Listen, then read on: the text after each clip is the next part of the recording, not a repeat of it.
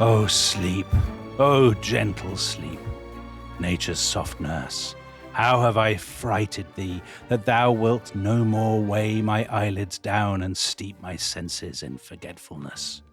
Wilt thou, upon the high and giddy mast, seal up the shipboy's eyes and rock his brains in cradle of the rude imperious surge, and in the visitation of the winds, who take the ruffian billows by the top, curling their monstrous heads, and hanging them with deafening clamour in the slippery clouds, that with the hurly death itself awakes?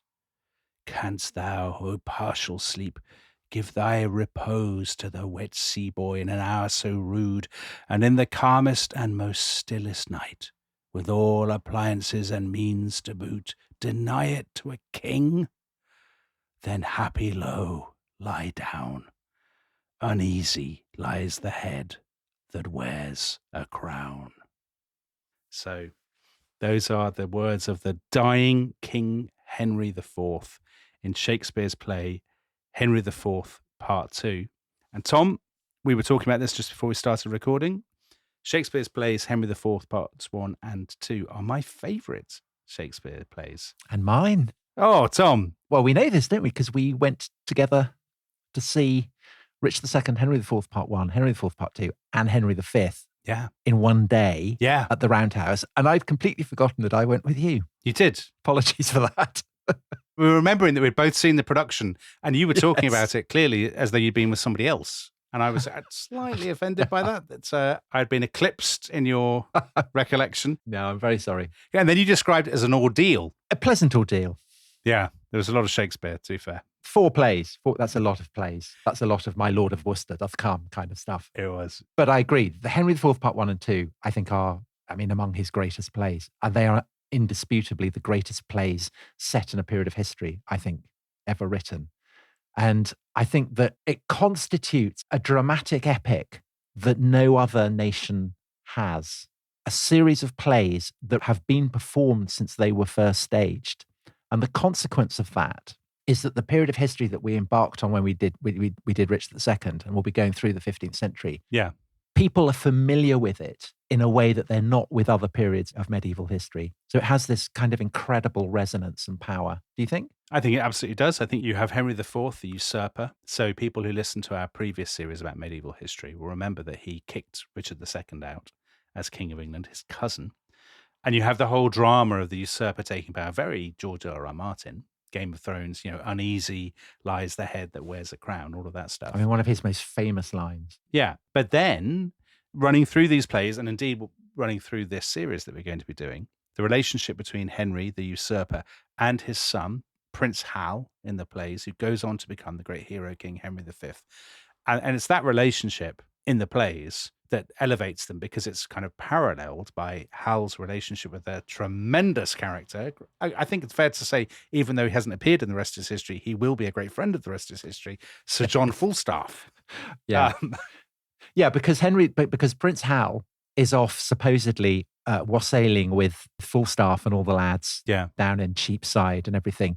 And so one of the reasons why these plays are so brilliant is that you do have lots of, the Earl of Westmoreland rushing in with 80 men and that kind of thing. But you also have these incredible portraits of life as it is being lived down in the seamy underbelly of London. Yeah. With this incredibly entertaining figure, Falstaff, who we'll be talking about later in this series in Henry IV Part 2, if you like. And just to say that if people haven't seen either of these plays or read them, a very easy way to have some familiarity with them is to watch a film that Orson Welles made in the mid-1960s, very groovy, called The Chimes at Midnight. And I think his best film after Citizen Kane. It's lots of people in kind of new Avengers leather. And you've got Jean Moreau looking very glamorous, kind of Dolly Bird. Yeah. It's really, really good. It has one of the best medieval battle scenes you will ever see. Kind of mist, knights looming out of the... It's really brilliant. Anyway, so absolutely one of my favourite films. Henry IV Part 1 and 2, my favourite plays. So hugely looking forward to this. If people are really interested, there's also a BBC version called The Hollow Crown, taking those words. Yeah, that's great as well. And that's Tom Hiddleston as Prince Hal, and my favourite actor of all, Simon Russell Beale, as Falstaff. So you can watch that as well. Yeah. But anyway, Tom, we're not just a podcast that advertises other people's productions. We have productions of our own. I'm expecting a top performance here because we've set the bar very high with the talk of the Roundhouse and Tom Hiddleston and whatnot. Okay, well, no pressure. So you're going to be taking us through it, but there's a paradox here, isn't there? Which is that Henry IV, parts 1 and 2 are very famous plays, but Henry IV himself is a slightly obscure figure and will be to a lot of our listeners and to many of our overseas listeners, I'm guessing will probably never have heard of him and have no sense of him. Why is that, do you think? Why, when he's actually got such an interesting story, he topples his cousin, he takes the crown, he's a usurper, he's insecure, his son goes on to be the great hero king. Why don't we know more about Henry IV? It is interesting because in the Henry IV plays, I mean, he's quite a shadowy figure. He's very kind of weary, he's careworn. I mean, he's almost a kind of irrelevant to all the great drama of the sweep and churn of rebellion that is convulsing England. And you're right that by and large, he hasn't been the subject of many biographies. So the classic academic study by Chris Given Wilson says in that he's the most neglected of England's late medieval monarchs. I think you could almost say he was the most neglected of all England's monarchs. But the interesting thing is that he seems to be having a bit of a moment right now. Oh. So as well as Given Wilson's amazing biography, there's one by Ian Mortimer, which is very good, very readable. And there's a brilliant paired biography of Richard II and Henry IV by Helen Castor that is coming out next month, which I've had a chance to read, which is really good. So if you're interested in this, that's unmissable. And I think that all these books have fixed on the fact that obviously Shakespeare did as well, that actually the story of the reign is really dramatic. But more than that, he himself is actually a much more interesting figure than people might think. So as you said, I mean, the story of his coming to power is incredible. He launches an invasion from France and topples a king. And the previous monarch to do that was William the Conqueror. Yeah. And he then eliminates a king. He has to kill Richard II. So there are shades of Cromwell as well as of kind of earlier medieval regicides there, as we'll see, because it opens up a kind of constitutional can of worms. But more than that, I think in and of himself, he's a very, very impressive figure. So before he comes to power, he's absolutely kind of fated as England's great model of chivalry. He's the most impressive knight, the most celebrated knight in England. And I think even as king, because of the circumstances in which he comes to power, he has a very troubled reign. And I think it would have destroyed most other men. So Helen Castor in her book describes his grip on power throughout his reign as being white-knuckled. There's a sense that he's clinging on for his bare life. Yeah. But he comes through it. And although there are lots of people who hate him, who think that the circumstances of his coming to power essentially mean that he's illegitimate, there are others who really think, wow, this is an impressive guy. So there's the prior of a monastery in Kenilworth whose obituary on him: few were his equal, many were his followers, and never was he defeated in battle. And that's, I think, not unfair. It says it all.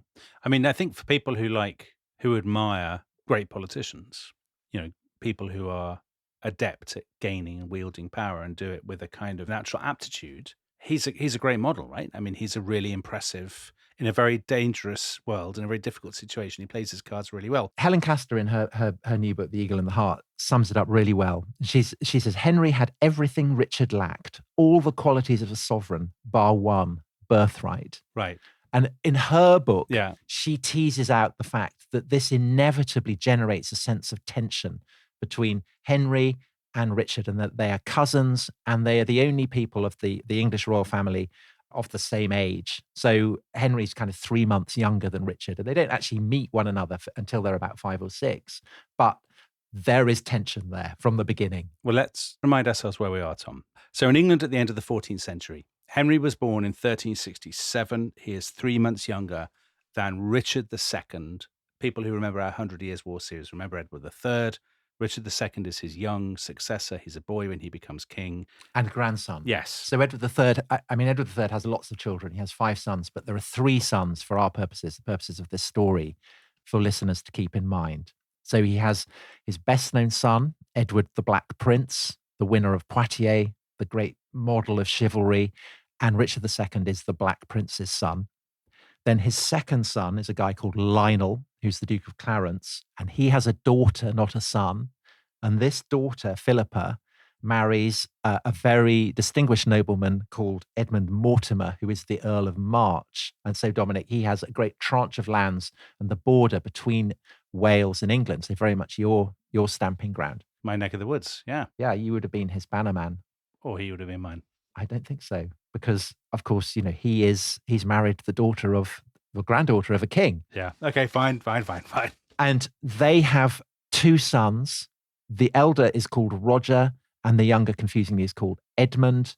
And Roger is 7 years younger than Richard and Henry. So he is ahead of Henry, it might seem, in the chain of succession, except for the fact that Edward III in 1376 had specified that his descendants via the female line shouldn't inherit the throne.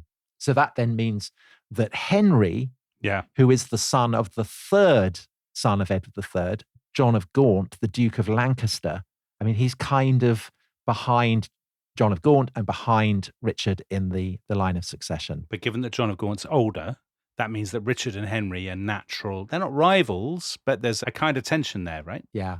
So when Edward III dies, John of Gaunt effectively rules as regent. So people who listen to our episodes on Richard II will remember that. He's a very, very impressive, controversial figure. And effectively, it means, as you say, that Henry grows up kind of third in line to the throne. And so I think that focuses why there's an inherent awkwardness between Richard and Henry. But I think it's also down to the fact that Henry, as this model of chivalry, he has the admiration not just of people in England, but of people across Europe in a way that Richard doesn't.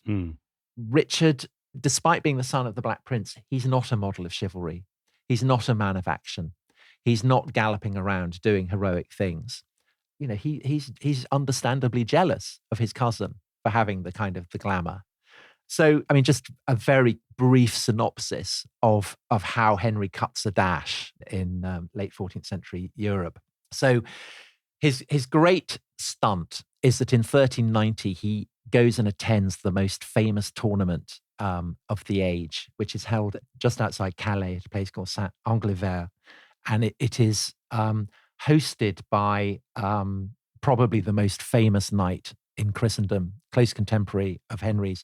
And this is a guy called Jean Le Maigre, who is better known as Boucicaut. And this is a figure that we'll be meeting throughout our story. And he is one of three champions who have summoned a challenge to everybody to come and see if they can, match them in a tournament. And Henry leads a retinue of English champions. And among this retinue of champions, there is the son of the Earl of Northumberland called Harry Percy, who has the nickname Hotspur. Yeah. So they go out, they all perform very creditably. Henry has 10 goes in the lists against Boucicaut. Tremendous. They get on very well. Boucicaut invites him on a crusade. Henry does go on a crusade. He goes to the Baltic to fight the pagans, the pagan Lithuanians. He goes to Jerusalem. He gets given an ostrich in Prague. He gets given a galley by the Venetians. He ends up going to the Holy Land. Richard the Lionheart, Edward I, they are both kings who had been to the Holy Land, but neither of them had actually got to Jerusalem. Henry does get into Jerusalem itself. He goes and visits the holy city. And he's got a leopard. He's got a parrot. He's got a leopard. He's got a parrot. He's got his ostrich. I mean, it's all very, very glamorous. And it's unsurprisingly that back in England, people just think this is brilliant. I mean, he's an absolute hero. So John Gower, who is a great poet alongside Geoffrey Chaucer, he has this poem, Confessio Amantis, and he'd dedicated it to Richard II. But when Henry comes back, he scrubs this dedication and dedicates it to Henry of Lancaster instead. Henry of Lancaster, the high god, has proclaimed him full of knighthood and all grace. So you can imagine that, slightly annoying Richard II. Richard, as we discussed before, is a man of great sensitivity, but also one of great vindictiveness and kind of he's a hater, isn't he, Richard? He is a hater, and he feels resentment of his cousin's tremendous exploits and all of that stuff, which presumably for any king would show you up, right? Because you're not a martial man, and you're anxious that you're not seen in the same light. Right. And I mean, people who heard our episode on the 100 Years' War, Edward III, the reason Edward III is seen as a great king is because he's very good at all the things that the nobility love. So fighting, tournaments, all that kind of stuff, which Henry is as well. And Richard simply isn't. And so it's unsurprising that towards the end of his reign, Richard really starts to try and kind of downgrade Henry, to try and bump him off the line of succession. So in 1386, he announces that his heir is Roger Mortimer, so the son of Philippa, the daughter of Lionel. So that is to mess up the line of succession that Edward III had decreed. So Roger is then killed in Ireland in 1398, and he leaves a 7-year-old son, Edmund. So the question now is Edmund Richard II's heir, or is John of Gaunt and Henry? It's kind of up for grabs. But just to make absolutely certain that it's going to be the young Edmund, Richard then in 1398 exiles Henry for 10 years. And the following year, when John of Gaunt dies, the question then is, will the exiled Henry be allowed to come back and take over his lands and inherit John of Gaunt's title of Duke of Lancaster? And Richard says no. He's going to take over all of Henry's lands. And he doesn't award the stewardship of England, which has been held by the House of Lancaster for a century, to Henry. And basically, he strips him of everything. And it's this that precipitates Henry's return from exile. He lands at Ravenspur, just down the Humber from Hull. And within a few months, Richard has been abandoned by his men. He's been captured. He's been deposed, and he ends up being killed. And Henry obviously does this for personal reasons. When he lands, he says, I'm coming back to reclaim my lands. I'm doing it to uphold the laws of succession. And this is widely accepted because what Richard has done, it's not just an attack on Henry himself, but on the entire basis of succession that underpins the way that England is organized. So all the nobility, when they see what Richard has done, is thinking, well, this could happen to us. This is terrifying. So when Henry takes over, I mean, Tom, you always like to make this point about an anointed king. You know, it's very special. It's a terrible thing to topple an anointed king, all of that kind of thing. And Shakespeare plays with that in Henry IV, parts 1 and 2. But do you think that among the elite, people think Henry's in a very difficult position, of course, but he's probably done the right thing. Richard had to go. We don't like it, maybe, but we just have to live with it, you know? Yes. I mean, most of them do. Most of the nobility swing behind him. As I said, they're worried that, they don't want their own lands being confiscated. Yeah. Richard's out of control. They feel that Richard is essentially instituting a tyranny, a despotism. Yeah. And the family that particularly swing behind Henry are the Percys, who are the great power in the north, in Northumberland, the guardians of the northern marches against the Scots. But there's also a sense in which Henry is reaching out beyond the nobility to the people. And when he becomes king, he does it not by right of succession, but by election. So there's a sense almost that he is, I think that the closest that you get in the whole of medieval English history to a prime minister coming in and replacing a kind of clapped out administration. Right. The sense of election that Henry has been chosen is really, really important. And that's why Henry, unlike any other English king, really has to work hard on the propaganda to kind of justify how and why he's become king. He pulls out all the stops. He promulgates prophecies by Merlin that he's going to be a great king. There's a tremendous story that is told by a Welsh priest called Adam of Usk, who will be meeting throughout the story, who says that there was a greyhound who was a bit like the octopus in the World Cup. Yeah. It can kind of choose winners. Yeah. This greyhound had abandoned a duke who was about to die, goes to Richard. And then when Henry comes, the greyhound abandons Richard and goes to Henry, absolutely gaze up at him with great big brown eyes full of love. And then subsequently, when Henry meets Richard, the greyhound completely ignores Richard, can't even remember him. And this is an infallible proof that Henry has been chosen to be king. Right. And that story sounds like it's definitely true, doesn't it? Completely. Who would question that? Completely. But it's definitely the case that so Henry ends up capturing Richard, they process into London. Henry is cheered. He's greeted as a kind of conquering hero. And when he's elected king, he plays it very, very well. And he rises from his seat and he makes the sign of the cross and he commends himself to God and he delivers his claim, not in French, not in Latin, but in English. And Chris Given Wilson in his biography says, this is the first declaration by a king in the English tongue. It's the equivalent to the prime minister standing outside Downing Street and making his first address to the nation. But doing it in English is sending a message that he's not going to be as remote and as autocratic and as Frenchified as Richard. Is he? Is that what it's basically saying? I think it is, but I think it's also saying, that he is the people's king. Right. Because this matters in a way that it doesn't. It hadn't for any previous king, because in a way, public enthusiasm for him, both among the nobility, but also among the great mass of the English people, is the key to his legitimacy. It's the only source of legitimacy that he has, because he can't rely on the rules of succession, because there's this problem that there's this 8-year-old Edmund, the son of Roger, the Earl of March. Yeah. He's lurking around. And so Henry grabs him and puts him in a kind of silken imprisonment in Windsor. But he can't harp on his right to the succession. So it has to be about election. Yeah. And of course, the other thing that it requires him to do is really, really go in hard, condemning Richard as a kind of tyrant. And so when he becomes king, again, very like a kind of prime minister, he makes it absolutely clear, and he makes it a public proclamation, that he's going to respect property rights and he's going to respect the will of the people. So in a sense, as king, he is the servant of the people. And this is a very, very novel tone. You haven't had this before. I mean, you're doing a great job of selling him, actually, to the listeners, I would imagine. Well, he's in an incredibly invidious position, because this isn't the kind of thing that a king should have to do. A king ascends by right, but... Do you know what, Tom? In a way, I mean, lots of people will bridle at this comparison, but we did a podcast about the princes in the tower. Richard III was in a really tough position then, and he had to kill his nephews, and that some people associated with this podcast commend him for that. But Henry IV was in a similarly difficult position. He was. It was like win or bust. Yeah. If he didn't topple Richard and basically kill him and take the throne, then he might as well go and live in a hut back in the Baltic or something. Well, yes. And I think that had Henry been toppled, he would be remembered as a kind of Richard III. Yeah. Not just a usurper, but a failure. Yeah, I agree with you. He would have been regarded as a failure. But of course, he isn't a failure.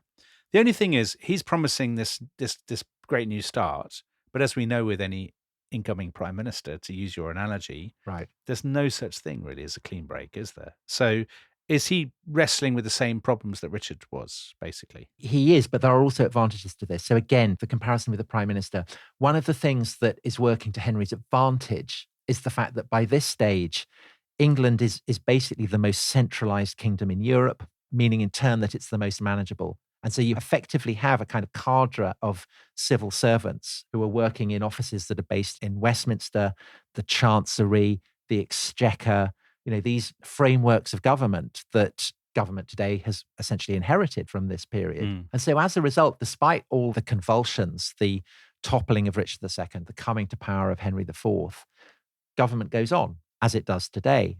One government falls, another government comes in, but the civil service continues. So that's a positive. But as you say, there is also, he's essentially inherited the problems that Richard II was facing. How do you deal with financial shortfall? Richard II had burned through money. Parliament was very reluctant to vote him money. And Henry IV has the problem that people believe that he has promised there will be no more tax rises. So, right. I mean, again, very familiar. This is always the way with incoming prime ministers. Absolutely. Exactly. So he's seen as having made as part of his pitch that there will be no tax rises. And in fact, shortly after he's crowned, in Somerset, there's a tax collector who's beaten to death because, and I'll quote, his demands were contrary to the promise excusing them from such payments which the king had made to them at the time of his happy return. So people across England are saying, brilliant, we've got this new king, we don't have to pay taxes, it's fantastic. But this is a real problem for Henry because he really needs money. I mean, he's the king now. There's also the problem that he needs to keep the Percys in particular on board. Right. If he loses them, he's in real trouble. Yeah. And there's also the fact that England is surrounded by enemies. So officially still at war with France, but there are also enemies actually on the island of Britain. So there are the Scots, the weasel Scot, as Shakespeare describes them in Henry V, Yeah. always sniffing out, trouble in England. And there's also hints of kind of trouble in Wales, which has been under English rule for a century. So these are all problems. But I think the biggest problem, which we've already kind of hinted at, is that having come to power as a usurper, Henry then has to rule as a regicide, because with the deposition of Richard II, he's bundled him off to one of the great Lancastrian castles, Pontefract, and wants to just basically leave him there. But there are conspiracies. There are people trying to overthrow Henry, bring back Richard II. And there's one in particular, it's called the Epiphany Rising, because it happens in the season of Epiphany. And Henry treats this very, very brutally. Even though he has a reputation for clemency, he can't afford to show any mercy here. So our friend Adam of Usk, the Welsh chaplain, he describes that he was in London at the time, after the execution of all the conspirators in this. And he describes seeing that their bodies being carried through London, chopped up like the carcasses of beasts killed in the chase, partly in sacks and partly on poles slung across pairs of men's shoulders. That's sending a message, Tom. Sending a message, but essentially sending a message that his regime is pretty unstable. And so the question is, as a usurper and a regicide, how is Henry going to cope with all the challenges that are clearly coming his way? And just before we go to the break, one quick question. If I met Henry IV at this point, what's he like? I mean, you've said he's very glamorous. He's obviously very brave. He's a bit of an alpha male because of all the tournaments and the crusades and stuff. But you then said a reputation for clemency. So he's a man that other people admire? He is a man who other people admire, yes. He's also very literate. He's very smart. He's deeply Christian. He thinks very profoundly about his faith. So in all kinds of ways, he's admirable. But I think his tragedy is that all these qualities, which had helped to bring him to the throne, after he's come to the throne and after he's been responsible for the murder of Richard II, people don't believe them anymore. And he's in a desperate struggle to stop the entire situation, as we will see, from collapsing. What a cliffhanger. So come back after the break to see if he can stave off disaster. This episode is brought to you by Rocket Money. Tom, we often talk about how to organise our finances. I'm very conscious that I'm paying for a lot of mad subscriptions. And there's one thing that we've talked about often on this show. It's the thing that we probably hate more than any other, and it's a hidden fee. I would love to get my finances under control. There are all these things piling up on our bank statements, and I think I need to fix this problem. I need to sort this out and to stop this. I mean, my finances are so chaotic that I need this app. So I'll tell you what it is. It's called Rocket Money. It's a personal finance app that helps find and cancel your unwanted subscriptions. It monitors your spending and it helps to lower your bills so that you can grow your savings. With Rocket Money, you can track all of your subscriptions and you can easily cancel within the app with just a few taps, saving you time, avoiding charges. And you can also set budgets and goals and get personalized insights and regular reports to track how you're doing. They will even send you real-time alerts for large transactions, upcoming bills, refunds, and even low balances. So let Rocket Money help you reach your financial goals faster. Join at rocketmoney.com/ishistory. That's rocketmoney.com/ishistory. rocketmoney.com/ishistory.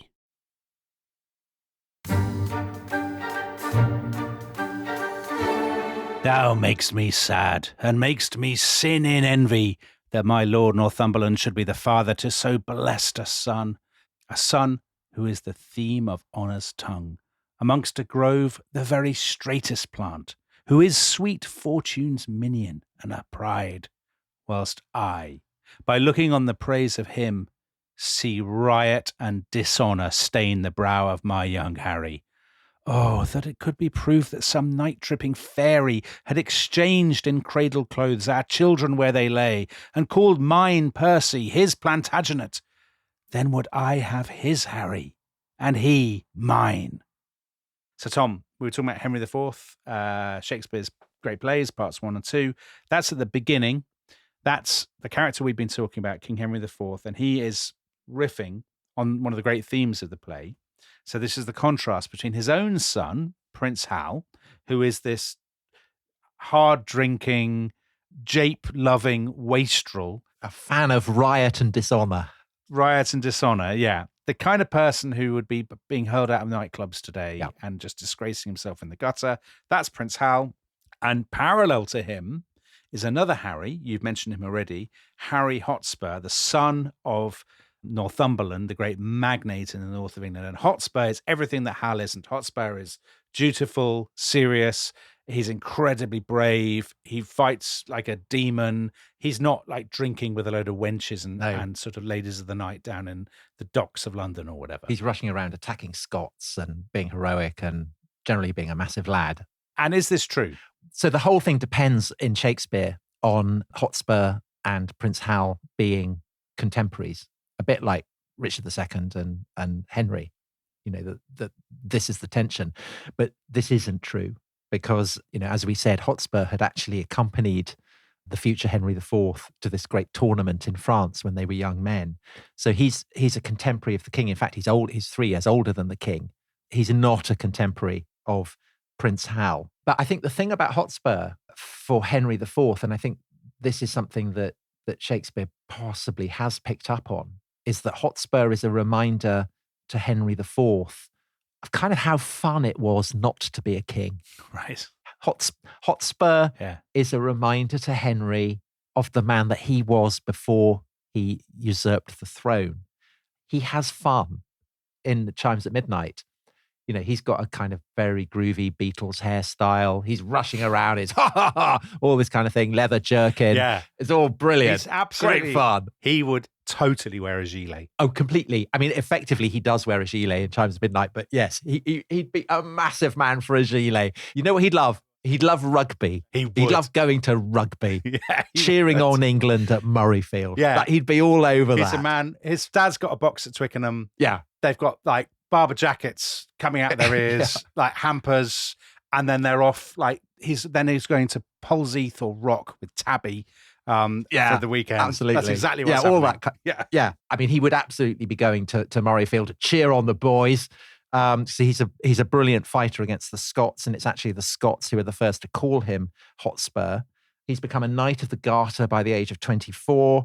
He's made a brilliant marriage to Elizabeth Mortimer, who is the sister of Roger and Edmund Mortimer, and therefore aunt to the young Edmund Mortimer, who is the guy who's been appointed by Richard II. Just to make our listeners feel a little bit better about themselves, I'm also confused about the Mortimers, so don't worry. And in Shakespeare, Hotspur's relationship to his wife is brilliantly done. It's incredibly funny. Yeah, but quite moving. They have a very close relationship, don't they? Yeah, because Hotspur never says he loves his wife, but you can see that he completely does. It's really, really wonderfully done. But essentially, his wife is the aunt to the alternative heir to the throne, this young boy, Edmund Mortimer. So that's basically what you need to keep in mind. And he's the greatest warrior in England. Mm-hmm. You know, he's a tremendous lad. And so Henry IV, I think, admires him. You know, they're companions in arms.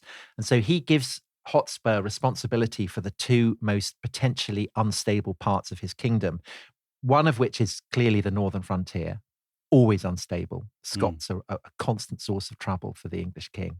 But also the Welsh marshes. So this is the north part of Wales, the last bit to be conquered, the hardest for physical reasons, because it's so mountainous. It's the hardest to kind of, you know, stop rebellion happening. And also because it's near to Cheshire, which is the most pro-Richard part of the country. Right, where Richard II had built up his own affinity, just like a magnate, yeah. So everyone in Cheshire loves Richard II, very resentful that he's been toppled. And also Cheshire is the place more than anywhere else in England that is famed for its longbowmen. Its archery is peerless. So these are potential flashpoints. Hotspur is not the only member of his family to be given signal honours. Northumberland, his father, who had the head of the family, he's been made the Constable of England, and he's been given responsibility for young Edmund Mortimer's inheritance. So he, in a way, is kind of Edmund Mortimer's guardian. And then there's Northumberland's brother, the Earl of Worcester, who I played in a production of Henry IV Part 1, who's a sinister Machiavel. Right. And he is made Admiral of England. And both men, like Hotspur, are Knights of the Garter. So Henry IV is really kind of lavishing honours on them. And, you know, these aren't just marks of gratitude for the fact that that the Percys had rallied to his cause when he came back to claim his inheritance. It's also the fact that he really, really needs to keep them on board because they're by far the most powerful magnates in the kingdom. Yeah. I mean, you lose them, you're in real trouble, right? They control the north. So Right. So that's them. Yeah. What about Prince Hal? Is Prince Hal dressing up and attacking people on country byways? Is he getting drunk with madams? Roistering with Falstaff and... Yeah. Is he doing all that? Is that any truth in that at all? Well, he's only 13 when his father is crowned. Yeah. So he's very young. He does do a kind of Penny Mordaunt and carry a sword at his father's coronation. Poor Penny Mordaunt. Where's she now? Yeah, where's she gone? So he does that. And then 2 days after Henry's coronation, he is made Prince of Wales. He's made Duke of Cornwall, all of which is, traditionally the elder son of the king. And he's made Earl of Chester. Right. And that also is a traditional title. But of course, as we said, Chester is the county town of Cheshire. This is the most sensitive part in England, the most hostile to Henry. But Henry IV wants his son in at the deep end. He doesn't want him to be a kind of Richard. He wants him going into the school of hard knocks, learning his craft as a future king. So in the summer of 1400, the young prince, who by now is 14, accompanies his father on an abortive invasion of Scotland. And then in that autumn of 1400, he's sent off to Chester as the Earl of Chester, basically to, see what it's like to be in a very rebellious area of the country.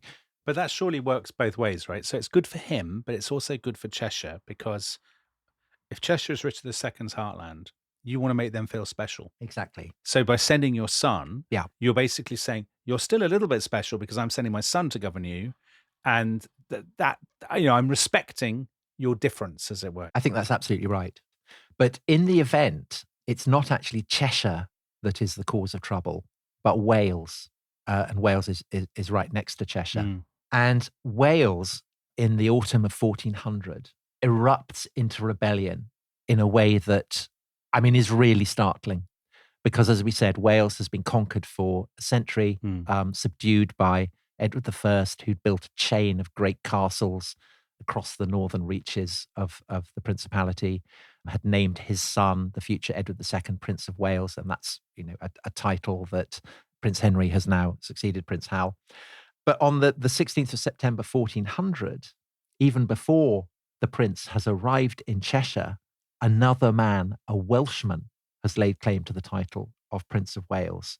And this is a man called Owen Glyndwr. And he is a man who has the blood of Welsh princes in his veins. So Rhys Davies, who's the great historian of late medieval Wales and has written a brilliant book on Glyndwr's rebellion, he writes, nobody needed to flatter or lie in the recital of Owen's genealogy. It was the finest in Wales. Yeah, the finest blood in Wales, Tom. Amazing. He has the blood of the two great princely lines in his veins. So, great subject for bardic song, Dominic. Yeah. And I think it's fair to say that that Owen Glyndwr is a great man for a bardic song. Well, the trouble is that the English, and some people would say this is a theme of Anglo-Welsh history, the English don't treat him with the seriousness that he thinks he deserves. That's right, isn't it? No, because, as I say, Wales has been conquered for a century. He may have the blood of princes in his veins, but he's still only a kind of member of the minor gentry. It's absolutely ridiculous that this upstart should think to challenge the authentic Prince of Wales and the might of the English king. So they do see it as kind of basically a bit ridiculous. And I think that reflects the fact that Wales at this point it's kind of halfway house. It is still Welsh, but it has been anglicised pretty strongly. And you can see this in the figure of Owen himself. So in lots of ways, he's quite assimilated. He's trained as a lawyer in London. He served in the garrison at Berwick-upon-Tweed.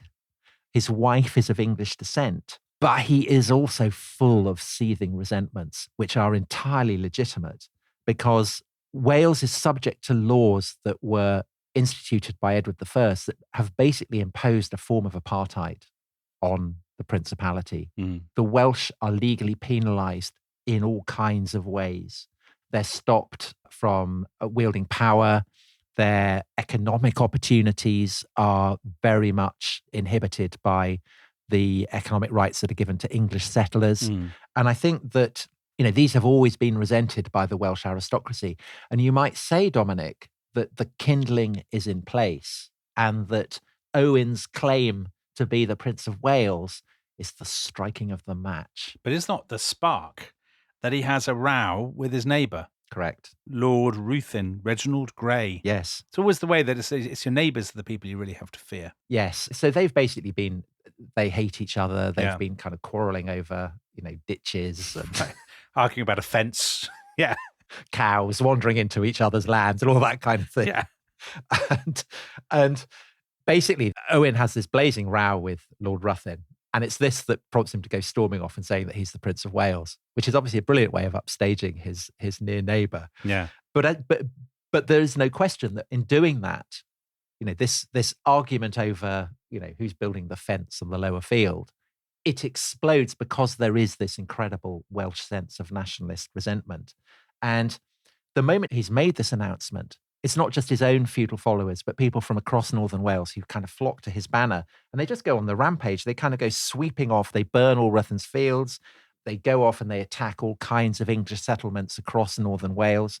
And Rhys Davies says from the beginning, Owen's crusade was anti-English, that this is a kind of proto-nationalist rebellion. Yeah. And Henry, when he's informed of this, he takes it seriously, but not too seriously, because despite the fact that, a lot of fields are being burnt, Owen Glendower and his followers are in no position to kind of, capture castles, to actually seize towns permanently.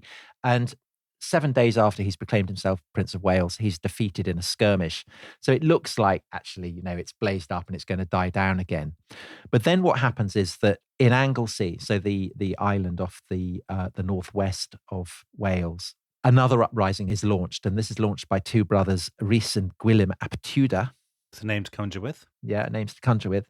So therefore you have these two kind of uprisings in Wales, and they must surely have been coordinated. Right, I was going to ask about that. Yeah. Do we know whether they are writing to each other or sending messages, the Tudors and Glendower? We don't for sure, but I think so. Okay. I think the consensus would be that, yes, this is a coordinated uprising. So in October of 1400, Henry marches into the north. He goes all the way to Carnarvon on the coast of Wales, the northwest coast of Wales.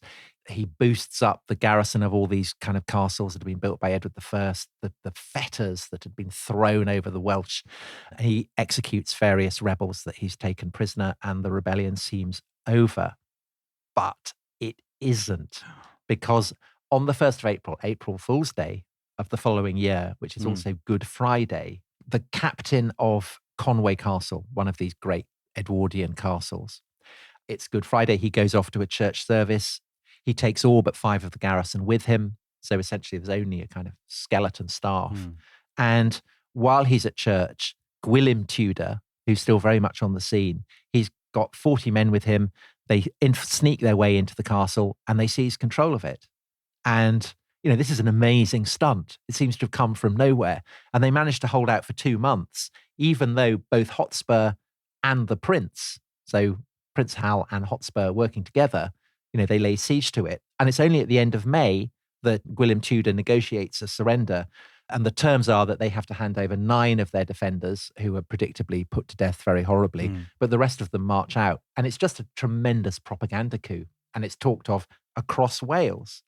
And so the impact of this on the Welsh is to make them think, brilliant, we could have a crack at the English. This is the kind of the boldness, the daring that might actually enable us to throw off the English yoke. And in England, it causes outrage. And so in London, the Parliament says, we've got to come down hard on this. And members of Parliament in London, they force through all these very, very kind of retributive laws, the penal laws they're called, which are explicitly anti-Welsh statutes and ordinances. And Rhys Davies says, they are utterly racist and also completely counterproductive, because that sense of a kind of certain commonality between the Welsh and the English, a sense that the Welsh are becoming English, that the English are becoming Welsh, it tears it up. The two sides become completely polarized again. So here's your classic example of a kind of proto-colonialist administration not winning hearts and minds. And, such administrations win when they persuade the bulk of kind of non-aligned opinion to support them. But what the English have done here is driven them away. Yeah, and I think that, to a degree, the English had succeeded in persuading the Welsh to, assimilate. And Owen Glendower being a kind of example of that. But this just totally explodes that. And the rebellion escalates and escalates and escalates. And it spreads from North Wales, which had always been the hotbed of Welsh resistance, down into the central Wales. And even, there are kind of bushfires of rebellion in southern Wales. So Henry IV launches another invasion, but the Welsh just kind of melt into the hills. And the moment Henry IV is withdrawn, Glendower pops out again from his mountain fastnesses. And this time he's got an absolutely brilliant banner, and it's a golden dragon on a white field. So not a red dragon. No, apparently it's a golden dragon. But there are lots of red dragons. I mean, basically there are dragons everywhere. Yeah. And it's all tremendous excitement. And there are prophecies and, more prophecies from Merlin. And it's all kicking off. And the following year, there are two brilliant victories for Owen, for Glendower. So in the first of them, he captures his old enemy, Reginald Grey, Lord Ruthyn. Right. And Grey is kind of led away on a donkey, bound tightly with thongs, the chronicler says. He's now bitterly regretting that boundary dispute that kicked the whole thing off. Yeah, he really is. He should have just let them have the ditch. And then shortly after that, there's an even more extraordinary victory for the Welsh. And this happens at a place called Pillith, which is just inside Wales. And I visited it, actually, a few weeks ago. Oh. I did a road trip from Rye to Aberystwyth. And we stopped at this place. And it's a church on a hill. And the Welsh had occupied it. And the guy who comes to attack them is Edmund Mortimer, who is the uncle of the younger so confusing. The younger Edmund Mortimer, who's the heir to the throne, who's stuck in Windsor. Yeah, it's his uncle. Okay, another Edmund Mortimer. Yeah, it's his uncle. And he goes and attacks the Welsh, and it's a very steep hill, and it's a mad thing to do when you see it. And he charges up a hill, and his men get wiped out, and he gets captured. And English dead are left scattered all over the hillside. And this features in the very opening of Henry IV, Part 1, where the description of the English dead, it's beastly, shameless transformation. And what Shakespeare means by that is that they're all genitally mutilated. Oh. The Welsh women, it is said, go out and just kind of hack off the genitals of the dead and dying English. Now, it has to be said that Rhys Davies says that this is just English propaganda. A number of English historians that I've read all say, yes, this happened. Yeah. So kind of interesting perspective, difference of perspective there. It wouldn't be unusual for it to happen, would it? I mean, I think back to the series we did about the American West. There was an awful lot of that kind of carry on there. I think the reason why Rhys Davies would say it was English propaganda is... It's his Welsh. Well, no, it's the fact that this is not the kind of behaviour that is expected of the defeated on a Christian battlefield. And it's casting the Welsh as sinister, pagan, barbarous savages. So I'm not qualified to say whether it happened or not, but certainly the English thought it. I think this happens all the time in history. Yeah, well, maybe. Yeah, I don't think it's unusually Welsh. I just think it's standard conduct, actually. I don't think it is. I don't think that after a battle, women come out and hack off testicles in medieval Europe. Do you know? By and large, Dominic pulling a face. I think if they didn't, because it causes a scandal. If they didn't, I feel like they should have done. Anyway, let's continue. Okay, all right. So it's lots of bad blood in England because people are telling the story and believing it. And so Henry leads another expedition. And this one is even worse because there's an incredibly violent storm and it flattens the king's tent. This great lightning bolt incinerates it. And Henry could very easily have died. And of course, everyone in Wales says that this has been conjured up by Glendower's magicians. So there's a general sense, this is great. We're hacking off testicles. We've got storms. We've got dragons. It's absolutely brilliant. Just on the magicians. So magicians didn't play any part. You did a series about the 100 Years' War, Edward III. I don't recall any magicians in that series. No. Do the English genuinely believe that the Welsh have magicians on their side, kind of druid figures or something? Because in Shakespeare's play, Owen Glendower is a kind of comedy magician, isn't he? Not exactly a comedy. Well, maybe that's just the productions I've seen generally play it for laughs. Hotspur laughs at him. Yeah. But there's a sense that he's I think Shakespeare presents him as being very formidable. He's called the Great Magician. I think there is. I think that The English play it up as a way of showing, the Welsh are just, they're just savages. And the Welsh play it up because it's a way of intimidating the English, and also it's true to traditions that the English don't have. So I think it's for all these reasons, the idea that Glendower has access to supernatural powers that the lumpen English in their plodding armor don't have is an important part of his image. And Henry is, for the moment, powerless to do anything about it. Yeah. His style of fighting is inadequate to cope with the kind of guerrilla warfare that Earl Glendower is the master of. But now he's facing trouble on another front, isn't he? Because it's not just the western border, but up north, in your neck of the woods, Tom, near your country estate, there's all kinds of ructions going on. Yeah. So, of course, because the Scots, they're kept informed of what's going on in Wales, and they think this is a perfect opportunity to launch a great raid on the north. So this happens in September 1402, and it's led by the most formidable military figure in Scotland, who's a guy called the Earl of Douglas.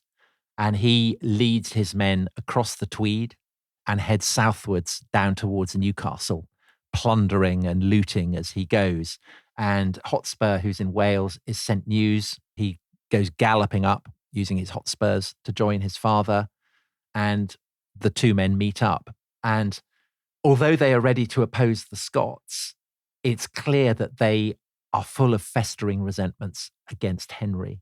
So Hotspur is going not just to oppose Douglas, but to have a council of war with his father. So Hotspur disagrees with Henry IV's strategy of fighting Owen Glendower. He thinks that there should be negotiations, that an accommodation should be arrived at. He feels that the Prince of Wales is stepping on his toes, that, as Prince Hal gets older, so he's starting to muscle in on a sphere of activity that Hotspur feels is his own.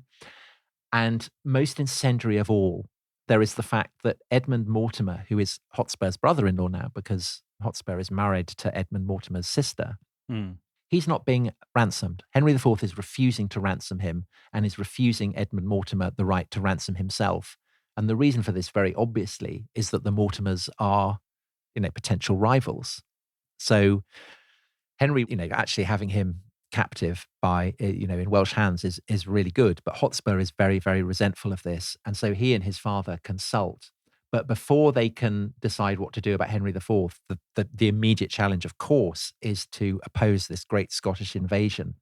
So what Hotspur does is he raises the forces of the Percys, and he's told that the Earl of Douglas has sacked Newcastle, stripped it bare, and is heading back north up the Great Road towards the Tweed and Scotland. And what Hotspur does is to draw up his men in the shadow of this great Iron Age hill fort called Humbleton Hill, blocking the road north to the Tweed. And again, Dominic, I've had an absolute time of it recently with early 15th century battlefields, because I went and visited this as well just a few days ago. It's very, very dramatic. You've been walking the ground. I have been walking the ground like my brother does when he goes off to Dunkirk or Arnhem or whatever. So I went off to Humbleton Hill. And when Douglas sees the English lined up in front of him, he withdraws up into the foothills of this Iron Age hill fort and kind of sits there and waits for the English to disperse. But the problem for him is that Percy has an enormous number of longbowmen. And so the longbowmen just line up and fire volley after volley after volley at the Scots up on their hill and completely wipes them out. So a chronicler describes the Scots as looking like a hedgehog. They've got so many kind of arrows sticking out of them. And essentially the entire army is wiped out. There's a desperate charge at the end, as led by Douglas, but it doesn't work. Douglas gets hit in the eye, loses an eye. 1,000 prisoners are taken, including Douglas. And again, a chronicler celebrates this and says the flower of the fighting men of the whole realm of Scotland. So it's a brilliant, brilliant victory. And for Henry IV, of course, this is a rare bit of good news. He's had all these kind of troubles all over his kingdom. So this great victory over the Scots, fabulous. Or is it? Because even here, it kind of goes wrong. Because the fact that all these prisoners have been taken on one level is wonderful because it's a source of income. Yeah. They can now be ransomed off, and this money can then be used to fight the Welsh. Yeah, because it's expensive to fight wars. So fighting the Welsh is really expensive. And also there's been a visit to England by, amazingly, a Roman emperor, the Emperor of Constantinople. Manuel II. Brilliant. Yeah. So the first visit to Britain by a Roman emperor since the 4th century. That's amazing. That is amazing. Yeah. Henry IV had an amazing life. Went off to the Baltic, went to Jerusalem, welcomed a Roman emperor. Had an ostrich. Yeah. Yeah. Interfered with the Welsh. I mean, an incredible career. Anyway, continue. Yeah, so that had been very expensive. And now he's got this rebellion in Wales. So basically, he's got massive financial drain. Parliament is resentful. Remember, he'd come to power saying he wouldn't be screwing money out of them. And now all he does is ask them for money. Mobs in London are starting to get resentful. They're turning against the king.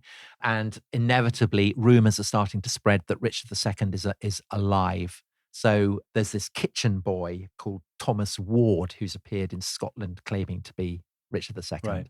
So Henry IV is facing a host of problems, and at the root of all of them is a lack of money. So unsurprisingly, when he gets the news from Humbleton Hill, he writes to the Percys and says, you are not allowed to ransom any of your prisoners without discussing it with me. And you have to send your highest ranking prisoners, including obviously Douglas, to Westminster. So Hotspur, very resentful of this, he sends 7 prisoners, but he doesn't send Douglas because he's really getting fed up with Henry IV. And he's the kind of guy who, when he gets fed up, he shows it. And even when Hotspur does come down to London, summoned by Henry, he still doesn't bring Douglas. So the king and Hotspur have an absolutely blazing row. And remember, they are old comrades in arms. So they're like old teammates, aren't they? Who've fallen out. They're like old teammates. Yeah. Yeah. So Hotspur blames Henry for refusing to ransom Edmund Mortimer. Henry brushes this accusation aside, but it's clear that he has an additional reason now for not ransoming Edmund Mortimer, which is basically that Edmund Mortimer, who's stuck with Owen Glendower, has decided to switch sides. And in November 1402, completely shocking news reaches London that Edmund has married Owen Glendower's daughter, Catherine, which in turn means that Hotspur is now related by marriage to Owen Glendower. Yeah, that's a twist. Both of them are married to, Edmund Mortimer has married Owen Glendower's daughter. Hotspur is married to Edmund Mortimer's sister. So, this isn't looking good for Henry IV at all. But despite all this, he doesn't want to think that the Percys are going to turn against him. He wants to believe that they will stick by him. He can't afford to have them turn against him. So going into 1403, Henry essentially tries to kind of bribe the Percys back into supporting him. So on the 1st of March, the Earl of Northumberland, Hotspur's father, is given the earldom of Douglas. So essentially all the Douglas's lands, a vast swathe of southern Scotland, with the implication that it's now the Percys' responsibility to stop faffing around, dabbling their fingers in potential rebellion, but to go off into southern Scotland and conquer it for England and for Henry and for themselves. But to be fair, you could argue that is very smart statesmanship. He's giving the Percys a hell of an incentive to stick with him, because he's saying you will increase your domain by an enormous margin. You'll take a huge chunk of Scotland. I mean, you'll be even more powerful than you are already. I mean, I think that it's a good offer. There's a slight problem in Wales where the prince has now come of age. He's now 16. So he has to be given command of the Welsh war. But again, Henry IV is careful not to tread on Percy toes. And so he makes the Earl of Worcester, the admiral, the younger brother of Northumberland, Hotspur's uncle, he makes him the second in command. So basically, he's got responsibility for the prince. He's essentially his governor. And so between them, Worcester and the prince, they're starting to have some successes. There's been a siege of Aberystwyth, a siege of Harlech. They managed to relieve those 2 sieges. And they also march on Owen's estates, which amazingly, up until this point, hadn't been burnt. And they absolutely waste them, flatten them. Yeah. So conditions aren't great, but Henry IV in London must be thinking, come on, it's going to be all right. The Percys are going to stick by me. And to make absolutely sure of this, he decides that he is going to march northwards to join Northumberland in this great war of invasion of southern Scotland. before he can set off, he gets very alarming news from Wales. He's told that Owain Glyndwr has erupted out of central Wales, which by this point has been conquered by him, and is heading southwards, which is the most anglicised stretch of Wales. It's been under English rule for a very long time. And messages say, you've got to come to Wales or else we're going to lose the whole principality. But Henry ignores these. He's trusting the prince, he's trusting Worcester that they can handle the situation. He sends them £1,000 to kind of boost the fighting fund. But meanwhile, he remains committed to the invasion of southern Scotland. And he writes to Northumberland saying, I'm coming northwards in order to give aid and comfort to our very dear and faithful cousins, the Earl of Northumberland and his son, i.e. Hotspur, of the battle honourably to be undertaken by them for us and our realm against our enemies, the Scots. Right. So the Prince Hal, he's fighting in Wales. Henry IV is marching northwards from London up towards the frontier with Scotland.